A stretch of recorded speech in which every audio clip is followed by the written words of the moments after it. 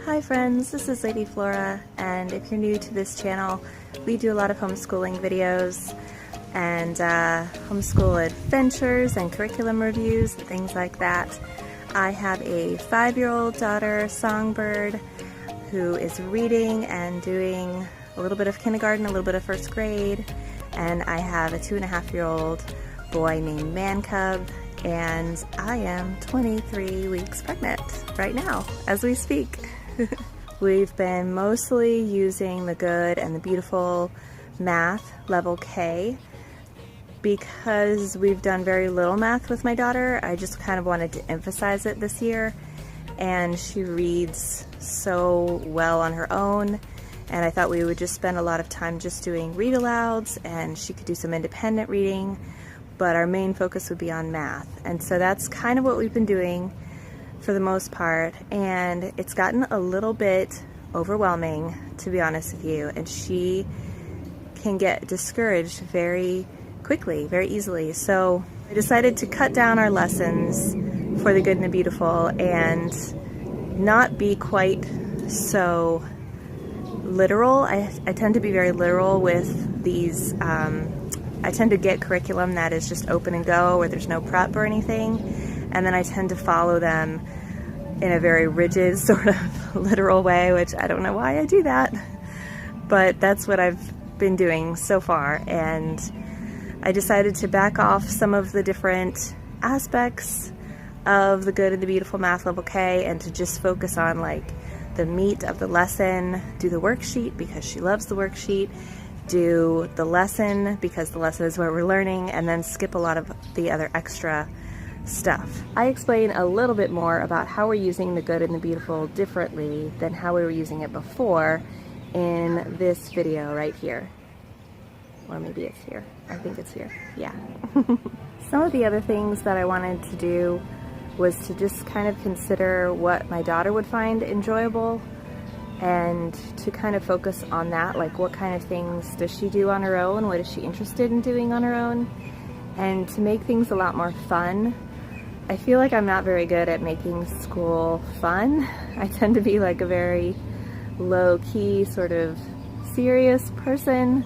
I've noticed that just saying that she's good at it doesn't help. Just saying, this is easy for you, you're good at this, that doesn't really help to encourage her. But if I make it fun or if I make some kind of joke, then she's excited to learn, and then she's excited to pay attention, and that is a win-win for everyone involved.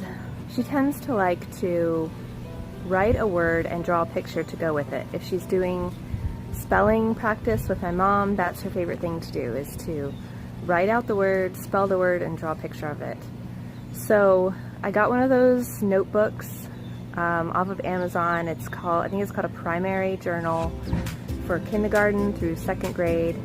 So I've been having her just pick a word, any word she wants, and then I'll write the word on a dry erase board, and then she will write that word on the page, and then she'll draw a picture to go with it, any picture she wants. So that's been going really well. She only has to write one word, although today she was very excited and she almost wrote like a sentence. So that was really cool. I was very excited and encouraged that she was doing that.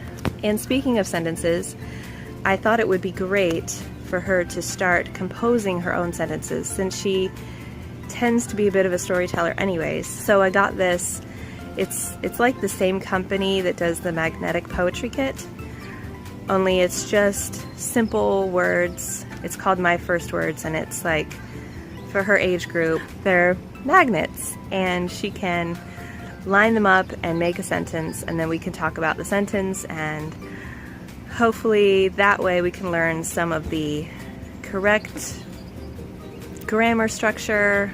We're going to learn something by doing that. I know that.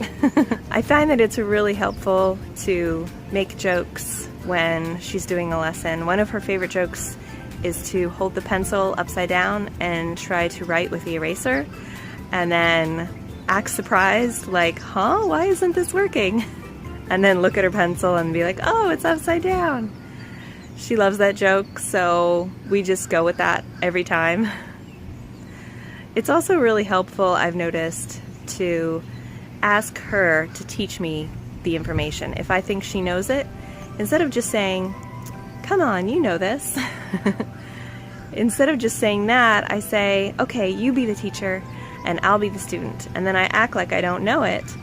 And then if she does know it, she winds up teaching it to me in a way that really makes sense. And if she doesn't know it, then that's really obvious right away. And then I realize that I need to approach it at a different angle and try to explain it to her again differently, if that makes sense.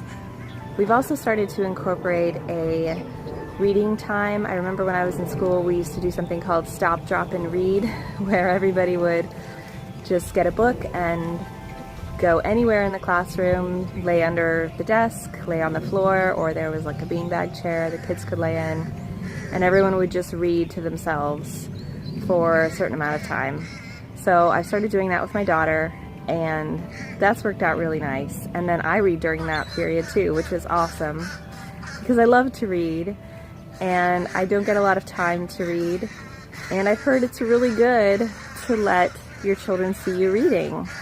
Sorry, there's like a whole bunch of crows around here making a lot of noise. Okay, thanks guys. So that way I get to read, she gets to see me reading, she gets to read, and it's great. And we're also continuing to do read alouds, and the book that we are reading aloud right now is called the Millie Molly Mandy book, and I gave it to her for Christmas, and it's a bunch of short stories about this little girl named Millie Molly Mandy, and it's a great book. I would say that it's a living book because there are some good lessons in there about math and about business and even about time management. And now I want to hear what you have to say, so like, share, subscribe, and comment away, and after you do that, go outside and have a sublime day.